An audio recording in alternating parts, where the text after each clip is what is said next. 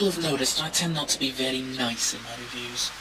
Now, to be completely honest, I'm not paid to be nice in my reviews. In fact, I'm not even paid for them.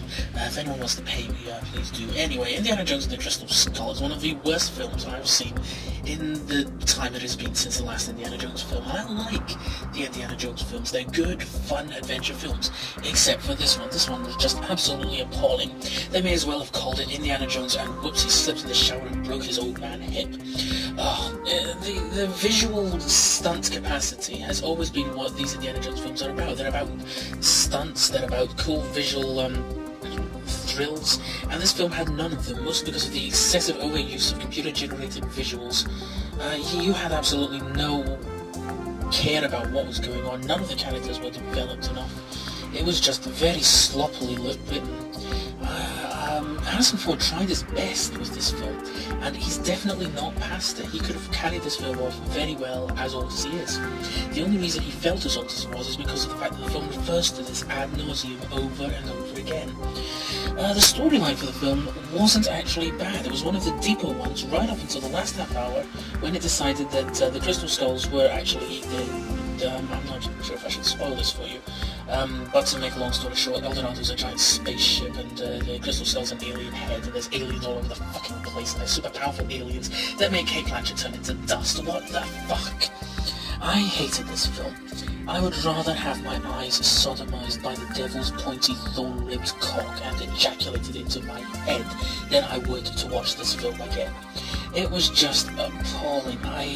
I would recommend that nobody ever watch this film. If you do, bring a few friends with you to just kind of disperse the pain around. If I had to think of any positive thing to say about this, the presence of Indiana Jones' son. Oh, whoops, there's a big spoiler for you, who cares? It's Indiana Jones' son. He's in the film as well. He drives around on a motorbike and tries to look like Marlon Brando when he was younger. Isn't a bad character. He's quite entertaining, and unfortunately I get the horrible, horrible feeling that he's being lined up for the sequel to be the next Indiana Jones. Probably in Indiana Jones and the Adventures of Leaping Over a Shark. Oh, God. If I've got some good news, is that I recently picked up a bunch of DVDs in Blu-rays, which I've picked up, and I'm going to review them instead later on. They're called Alien vs. Hunter, Transmorphers, and I Am Omega. They're probably going to be absolutely appalling. They're about £2 each.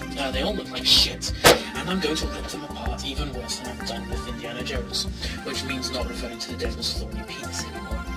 So anyway, in conclusion, more bad reviews coming up.